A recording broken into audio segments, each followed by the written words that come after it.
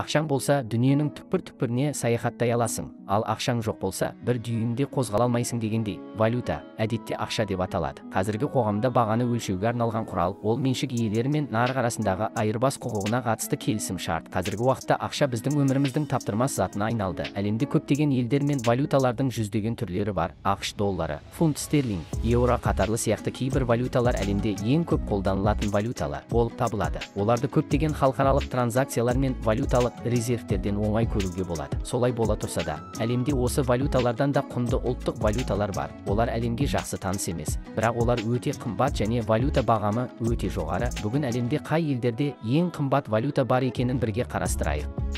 Біздің төрт төңірек каналымызға келгендеріңізді қарсы аламыз. Төрт төңірек каналымыз сіздерге әр апта сайын мәнді де мағыналы ғылыми ақпараттарды жеткізіп тұрады. Тезірек каналымызға тіркелу арқылы осы қазақша каналымызды қолдап қуаттап қойыңыз. Канадалық доллар, валюта коды CAD, Канаданың заңды валютасы болып табылады. 1858 жылы бастап шығарылған. Қазіргі уақытта бір канадалық доллар 0,74 ақш долларына тең болып, Қазақстан теңгесіне 340 теңгені құрайды. Қазіргі уақытта айналыстағы ең үлкен ақшасы 100 канадалық қағаз ақша, ал ең кішісі 5 центтік монета. Тарихтағы ең үлкен ақшасы 1000 канадалық қағаз ақшаға дейін жоғары болған.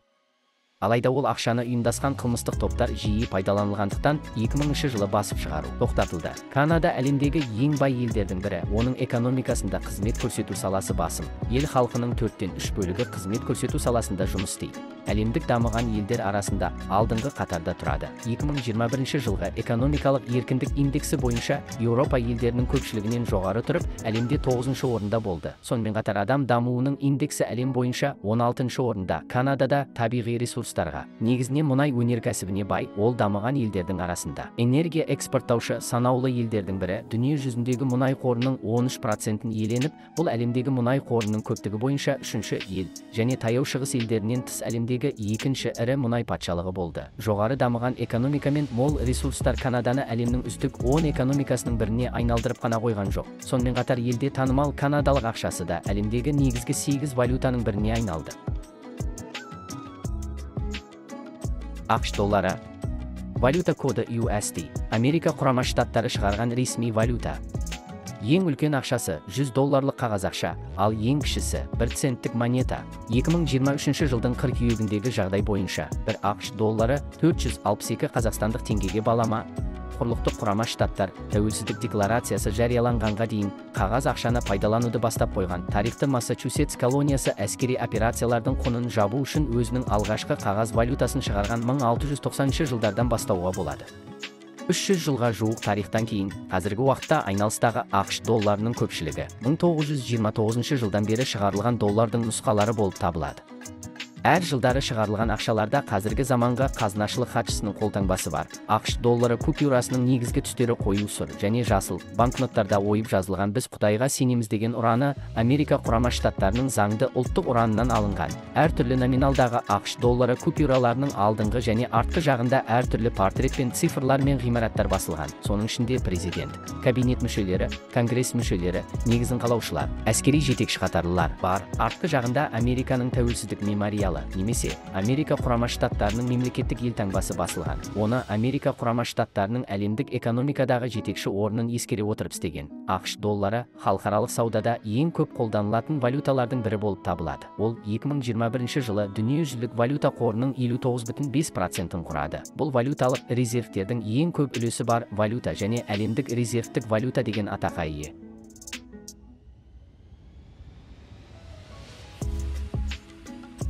Швейцариялық франк, валюта коды CHF. Швейцария ұлттық банкі шығарған Еуропа елдерінің Швейцария мен Лихтенштейннің заңды валютасы. Ең үлкен ақшасы 1000 швейцариялық франк банкноты, ал ең төменгісі 5 центтік монета. Қазіргі уақытта бір швейцариялық франк 1,12 ақш долларына немесе 518,87 теңгеге балама. Швейцария Еуропалық одақтың мүшесі болмаса да, ол Еуропаның орталығында орналасқан және еуроны пайдаланатын Еуропа елдерінің көпшілігімен қоршалған. Швейцарияның ірі қалаларындағы көптеген дүкендер мен мекемелер әлі де еуромен төлемдерді қабылдай береді. Ал Швейцарияға жақын кейбір еуропалық қалалар, мысалы Италияның Кампионы және Германияның Бусингені сияқты қалалар Еуропаға кірсе де, негізгі валюта ретінде швейцариялық франкты пайдаланады. Швейцария өзінің берік банктық құпия жүйесімен әлемге әйгілі. Тұрақты бейтарап ел ретінде, Швейцария тұрақты саяси орта мен фискалдық саясатқа ие. Швейцария үкіметінің қаржылық валютаға қатысты қабылдаған қорғаныс саясатымен қатар, швейцариялық франк әрқашан әлемдегі ең қуатты валюталардың бірі болып саналды және ең жақсы дәстүрлі қауіпсіз валюта ретінде белгілі болды.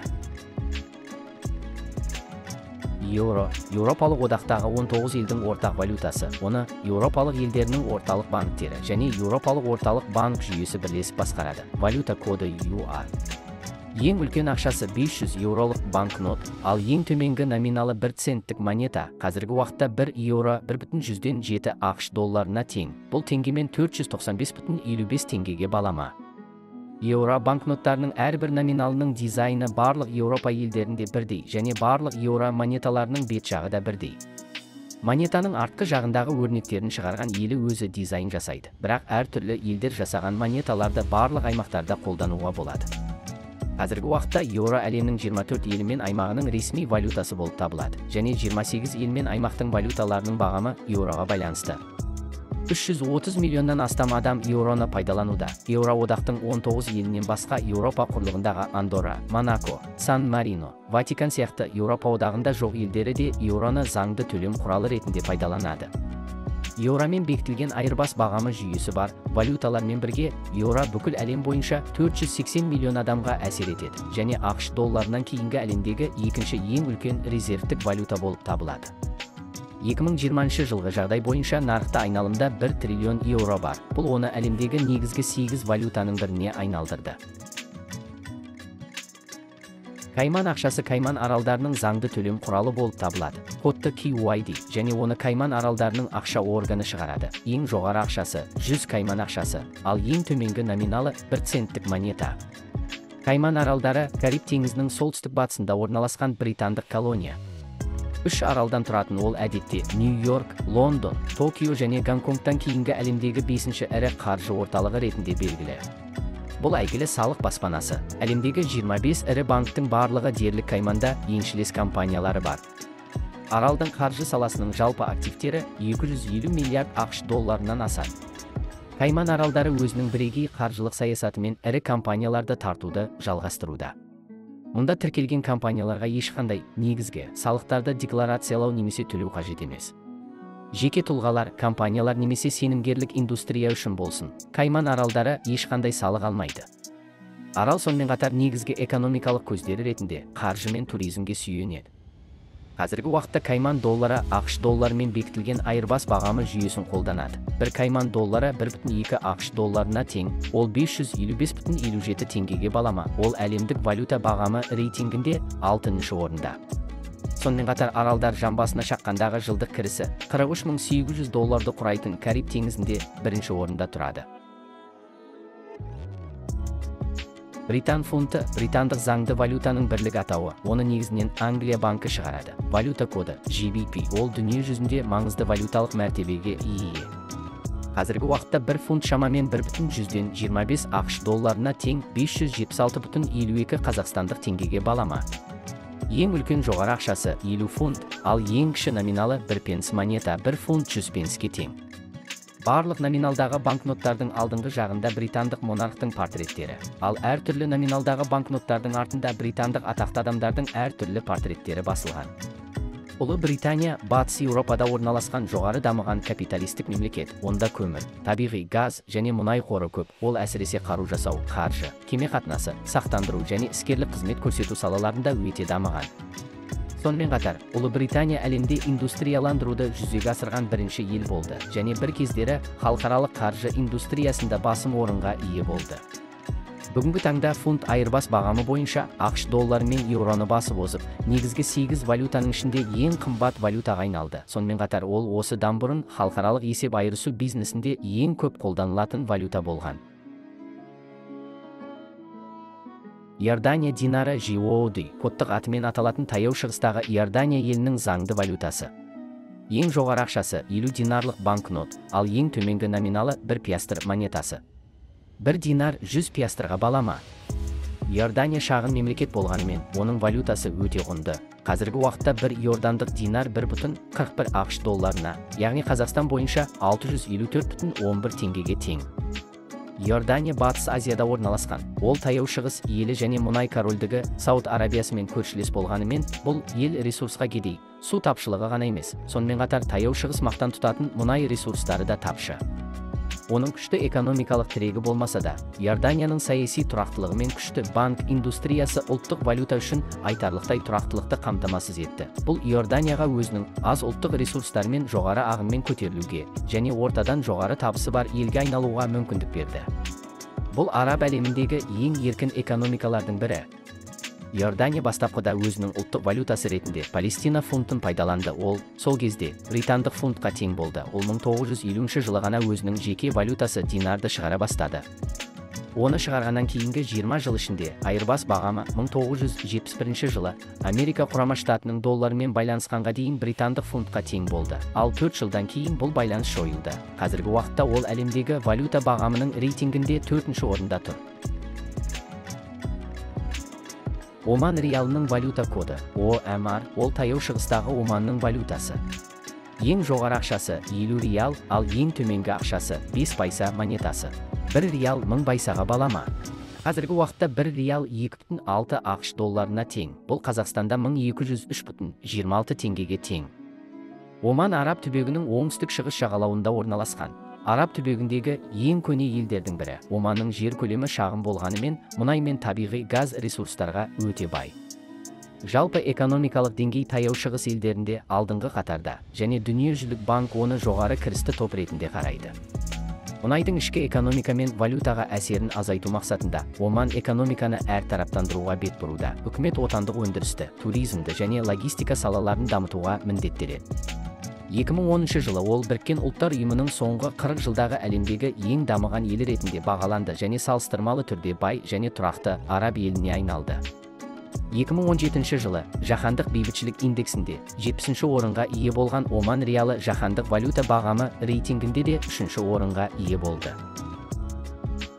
Бахрейн динары BHD кодты деп аталатын Бахрейн аралындағы елдің заңды валютасы. Оны Бахрейннің орталық банкі шығарады. Ең жоғары ақшасы 20 динар банкнота, ал ең төменгі ақшасы 5 филс. 1 динар 1000 филске тең. Бахрейн Парсы шығанағының батыс жағалауына жақын орналасқан аралдық мемлекет. Бұл шығанақта мұнайды бірінші рет пайдаланған ел, мұнай ресурстарына өте бай және барлық жері қара алтын деген атаққа ие. Бахрейн бастапқыда ұлттық валюта ретінде арнайы үнді рупиясын пайдаланды. Ол Бахрейн динары деп аталатын өзінің алғашқы ұлттық валютасын 1965 жылы ғана шығара бастады. Бахрейннің негізгі экономикалық көзі мұнай экспортынан келеді, және соңғы жылдары ол әртараптандырылған экономикалық дамуға бет бұра бастады. Мұнай өңдеу, мұнай химия және алюминий өнімдері өнеркәсібін құрып, қаржы саласын қарқынды дамытып, Парсы шығанағы аймағындағы банктік және қаржылық орталыққа айналды. Бұл араб әлеміндегі ең жылдам экономикалық өсімге ие және Таяу Шығыстағы ең еркін экономикалық жүйеге ие елі болды. Қазіргі уақытта бір Бахрейн динары 2,65 ақш долларына тең. Бұл 1228,88 қазақ теңгесіне балама, әлемдік валюта бағамы бойынша 2-ші орында. Кувейт динары Кувейттің ақша бірлігі. Оны Кувейттің орталық банкісі шығарады. Валюта коды KWD. Ең жоғары ақшасы 20 динарлық банкнот, ал ең төменгі ақшасы 5 фил монетасы. 2023 жылдың қыркүйек айындағы жағдай бойынша бір Кувейт динары 3,24 ақш долларына тең. Қазақстанда 1500,71 теңгеге балама. Бұл бүгінгі күні әлемдегі ең жоғары айырбас бағамы бар валюта бірлігі. Кувейт орасан байлығы бар Таяу Шығыс елі. Оның мол мұнай қоры бар және оны бүкіл әлемге экспорттайды. Бұл ел жер бетіндегі ең қымбат валютамен әйгілі. Кувейт динары алғаш рет 1961 жылы Кувейттің бастапқы валюта бірлігі Парсы шығанағы рупиясын ауыстыру үшін шығарылды. 1990 жылы оны көрші Ирақ басып алған кезде Кувейттің ақша бірлігі қысқа уақытқа Ирак динарына айырбасталды. Соғыстан кейін Кувейт үкіметі ішкі экономикасын қалпына келтіру үшін тез арада Кувейт динарларын пайдалануды қайта бастады. 2003 жылдың 4 қаңтарына дейін Кувейт динары халықаралық валюта нарығында айналыс үшін тіркелген айырбас бағамы әдісін қабылдады. 2003 жылдың 5 қаңтарына дейін Кувейт динары ресми түрде 3,34 ақш долларына балама 1 динар бағамы бойынша сауда жасай бастады. Еркін халықаралық валюта нарығында саудаланып, ол ресми түрде әлемдегі ең жоғары баға бірлігі бар валюта бірлігіне айналды. Елдің мол табиғи ресурстарына және елдің экономикалық дамуына сүйене отырып, Кувейттің жан басына шаққандағы жылдық ішкі өнім 2020 жылы шамамен 32.000 ақш долларын құрап, әлемде 42-ші орынды иеленді. Міне, осы эпизодты бақылауымыз аяқталды. Осы бөлімнен алған білім сізге ұнайды деп үміттенемін. Видео жаман емес деп ойласаңыз, видеоның төменгі жағындағы лайк басуды ұмытпаңыз. Және осы арнаға жазылыңыз, және хабарландыруларды алу үшін қоңыраушаны ашыңыз. Көргеніңіз үшін көп рахмет.